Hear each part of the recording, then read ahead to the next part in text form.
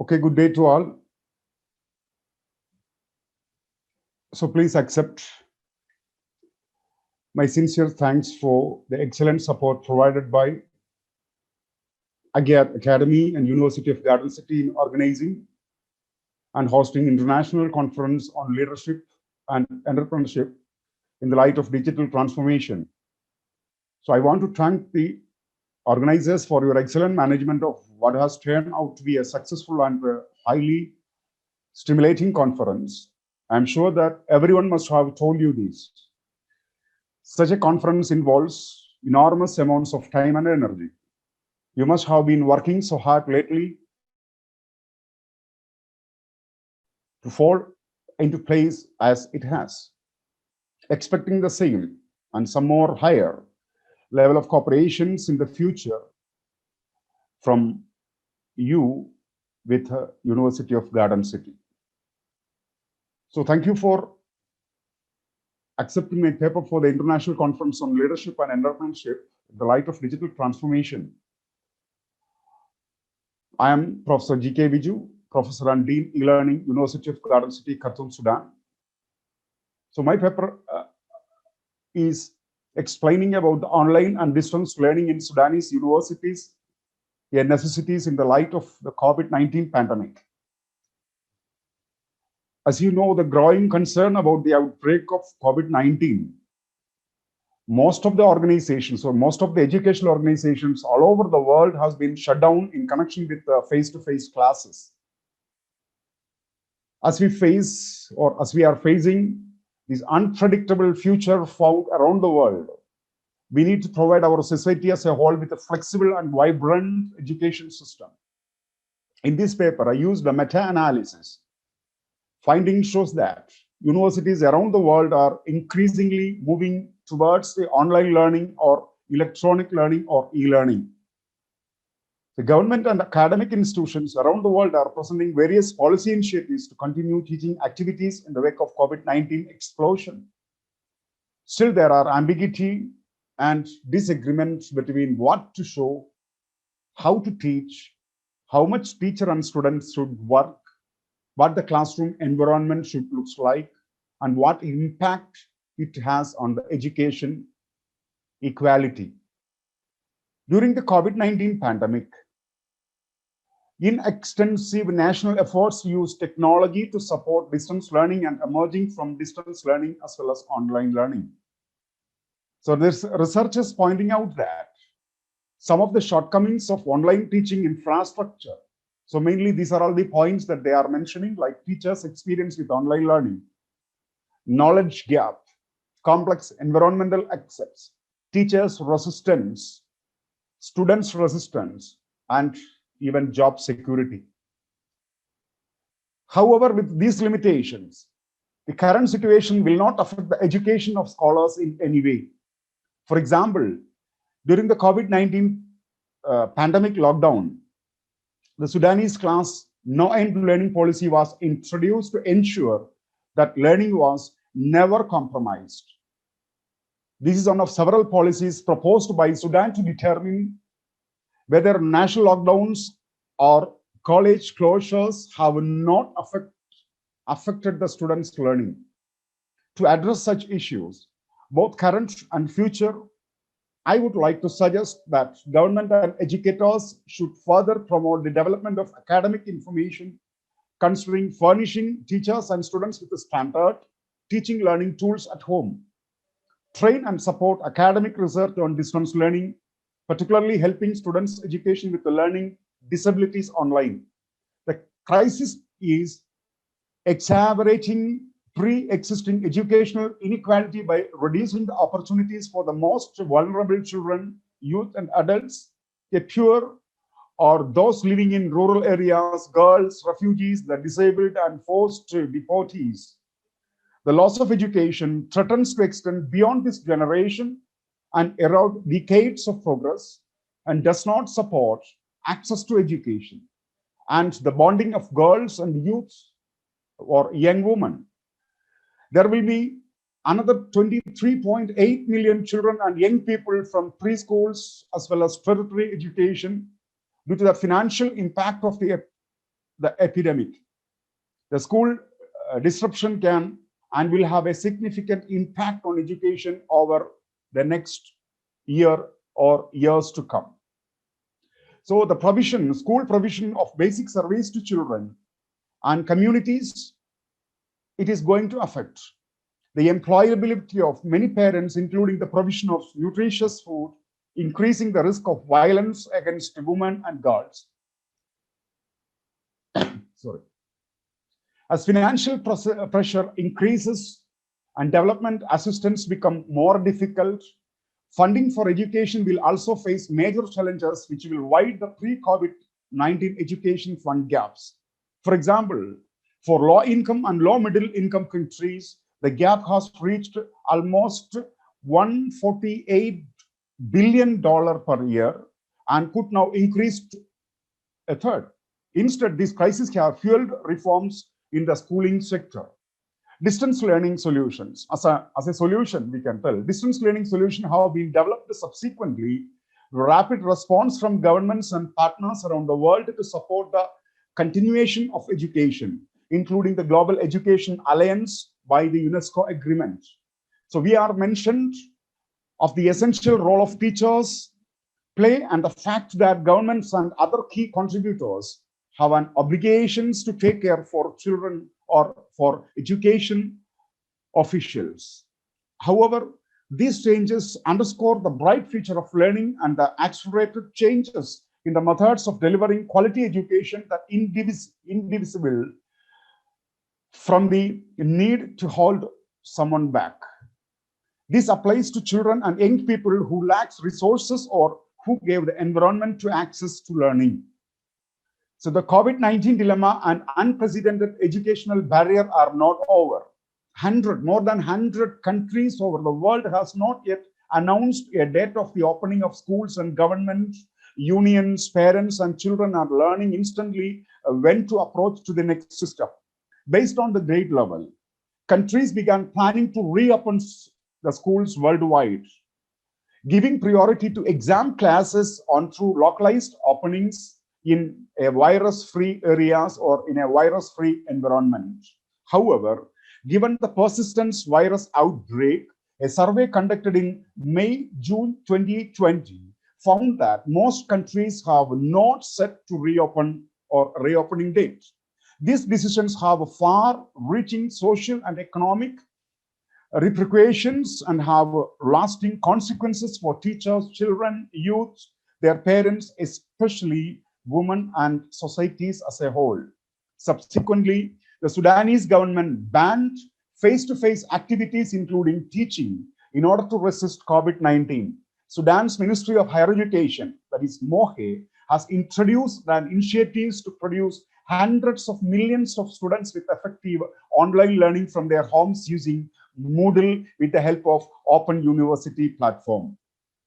More importantly, there is a lack of prior research on how higher level institutions are trying to cope with the students' interaction during COVID-19 pandemic and the closure of many high level institutions globally. The importance of study. The findings of this study are considered of great importance to the different participants for a number of reasons. And some of the reasons are, the study will help identify critical areas and contribute to local literature on the subject, which can be used to relevant authorities to improve their educational initiatives. Second, the importance of studying in technology, information, and online modes can be understood as a way to improve your teaching skills. The findings of the study allowing higher education institutions to strengthen their programs to better prepare teachers by providing virtual or vital knowledge on integrated teachers of ICTs and enable them to meet the diverse needs of the COVID-19 pandemic. And the study makes a significant contribution to their findings by revealing the difference between various groups and their attitudes towards the integration of ICT in teaching and learning. So the methodology used here is an exploratory research design, which considered as the most appropriate to uncover the main complexities associated with online learning in the context of COVID-19 due to global lockdown and social distancing. A qualitative meta-analysis, also known as Synthesis meta-analysis allows the qualitative studies for the systematic review, so which encourages the meta-analysis to consider the methodological integrity of their research in relation to core research processes, including identifying a set of preliminary research studies and transforming preliminary findings into categories or themes in an organized way. Similarly, this process used strict qualitative methods to integrate existing qualitative studies and findings. Urgent actions is needed from all to prevent a learning crisis from turning into a general or generational disaster. Education not only a fundamental human right, it is a right of action that has direct bearing on the realization of all other human rights. To mitigate the devastating effect of the COVID-19 pandemic, government authorities and partners are motivated to track the following policy responses, and they are: prevent the transfer of COVID and plan support to school resumption. That is the single most important step that countries can take to speed up the resumption of schools and educational institutions, and by making preventive measure to stop the spread of the virus to control national or local epidemics. Second, finance and coordination of education. The national authorities and the international community need to protect education funding in the following ways: by strengthening domestic revenue collection, prioritize the allocation of expenditure on education and address ineffectiveness in education spending, strengthen international coordination to resolve debt crisis, protect developmental personal development assistance. Third one, build resilient education system for qualified and sustainable development. Strengthening the re-establishment of educational systems enable various countries to respond to the instant challenges on reopening schools safely and to better manage with the future crisis. Fourth one, change in education and learning. We must seize the opportunity to find new ways to solve the learning crisis and come up with a set of solutions that were previously thought to be difficult or impossible to implement. Fifth one, the policy of defense. Education directors know that technology is never neutral and that any changes has a certain degree of resistance and controversy. Unnecessary protest and dissent in COVID-19 regarding the choice to use online and blended learning have become political and politicized. Infrastructure support. Appropriate ICT support is required on infrastructure tool systems that support software and hardware to provide effective online and mixed learning. There isn't any doubts that the integration of ICT as a teaching tool in academia has grown rapidly. Universities and colleges then began to implement applications such as Moodle, Odo, and educational blocks in addition to the existing teaching and training. Then comes the most important aspect, that is staff readiness. As an advance, take a look at Swire. A way of means of the writer found that a few workforce contributors at the highest stage organization appeared to combine ICT into their lessons, especially in lectures and tutorials. Despite the fact that the majority, almost around 92% of non-dwellers agree with the self-beliefs that it's a competence that can be in addition to improve. So most of the faculties are resisting because they don't have the knowledge of how to conduct online learning, how to update the materials in the online platform, how to interact with the students, how to conduct examinations, how to conduct quizzes, etc. So they are always having, even though we are giving them enough training, they are always having a doubt. It's not actually a doubt. They are hesitant or they are resisting to change with the technology. Then comes students' accessibility. Today's kids are uncovered to technological devices, which includes cellular phones and fills rounds the sector, and the huge majority, almost 99.8% of college students have cellular phones that they use for texting, touring, on social media, speaking, and for different applications. Finally, make it happen. There isn't any doubt that ICT has turned out to be a critical part of regular existence, and the gaining knowledge of surroundings has turned out to be a demand for ICT literacy for nearby all qualifications. However, the World Bank has raised some of demanding situations due to the fact training companies are spreading to move on in line in order that COVID no longer have an effect on college students training for the duration of instances of retaining social distance among epidemics. As a conclusion, internationally, governments has taken drastic measures such as maintaining national lockdowns and maintaining social distancing in an effort to prevent the spread of the deadly COVID-19 and its spread. These regulations have induced many universities and higher educational institutes to choose online, having a look at to save you the unfold the coronavirus. In short, ICT has in turn out to be an effective measure for converting the instructional panorama across the world.